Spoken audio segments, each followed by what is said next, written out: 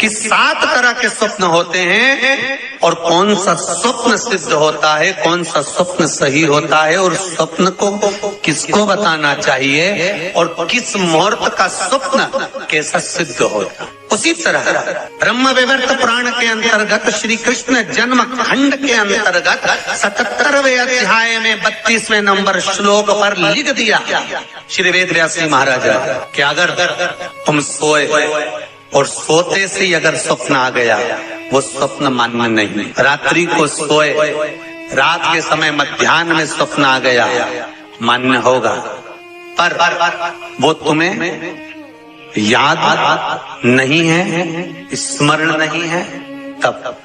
और फिर कहा ब्रह्म मुहूर्त में अगर आपने कोई स्वप्न देख लिया और स्वप्न श्रेष्ठ है, किसी से नहीं कहा, तो वो स्वप्न 2.5 महीना 3 महीने में सिद्ध हो जाता है, सम्मुख में प्रकट हो जाता है। स्वप्न की हाँ, स्वप्न में अगर सांप दिख रहा है, स्वप्न में सर्प नजर आ रहा है, पान का पत्ता, तांबुल पान का पत्ता, उस पान के पत्ते पर एक लाल चंदन से सर्प बना और सर्प बनाकर उसका शिव मंदिर में स्पर्श कराकर बहते पानी में छोड़कर आ जाइए, सर्प दिखना बंद। स्वप्न में कभी नहीं दिख सकता सर्प का। आज भी नियम है, शिव जी की बारात निकली थी, सामने से अर्थी आई थी, तब शंकर की बारात निकली थी। हिंदू धर्म की रीति है, आज भी आप कोई अच्छा काम करने जा रहे हो, सामने से अगर मुर्दा आता दिख जाए, अर्थी आती दिख जाए, समझ लेना तुम्हारा काम सफल हो जाएगा, तुम्हारा कार्य सफल हो जाएगा।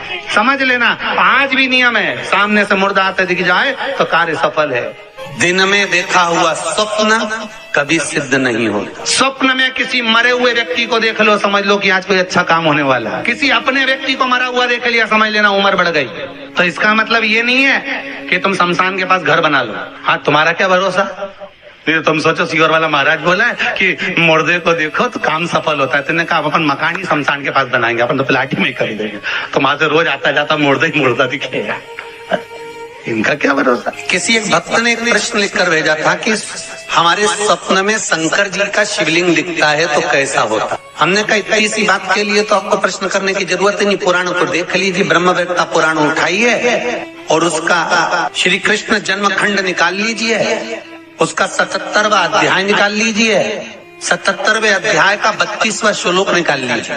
ब्रह्म मुहूर्त में तुमने देखा, सुबह का समय, तुम्हारी बुद्धि में, तुम्हारे विवेक में अगर शिवलिंग का दर्शन हो गया है। जिस बच्चे ने प्रश्न करा है, अगर वो कथा सुन रहा हो, वो कह रहा था कि हमारे गांव में लाइट नहीं रहती तो टीवी नहीं चलती, इसलिए मोबाइल पे सुनते हैं। तो मोबाइल पे अगर सुन रहे हो बेटा तो ध्यान करना कि अगर ब्रह्म मुहूर्त में शिवलिंग का दर्शन किया है तो जिस कार्य में आगे बढ़ोगे उस कार्य में तुमको मात्र 3 महीने में सफलता प्राप्त हो जाएगी। अगर शिवलिंग का दर्शन, शिवलिंग का दर्शन मात्र चाहे स्वप्न में हो चाहे हकीकत में हो, जीवन की सफलता देता है, वो सफलता प्रदान करता है।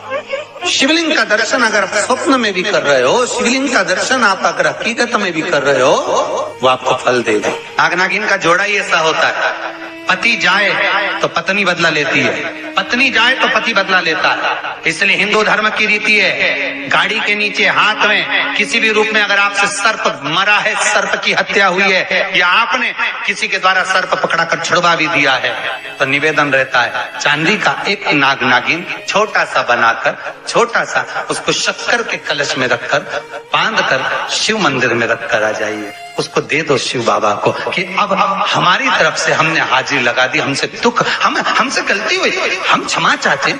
गलती मनुष्य से होती है, मानव से होती है, हो गई गलती, अब आपको साथ याद रखिए।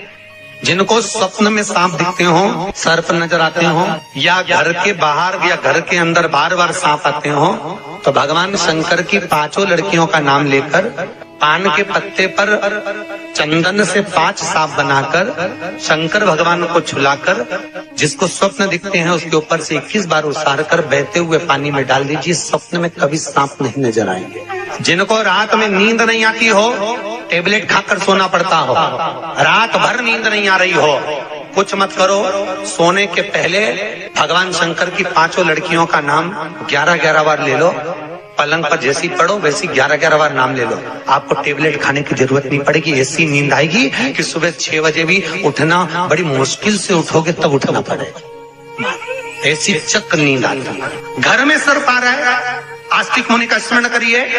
5 लौंग, एक नाग नागिन का जोड़ा, छोटा सा, किसी भी स्थान पर ईशान कोण के अंतर्गत उसको थोड़ा सा खड्डा खोदकर 5 लौंग के साथ नाग नागिन के जोड़े को दबा दीजिए, मिट्टी पर डाल दीजिए।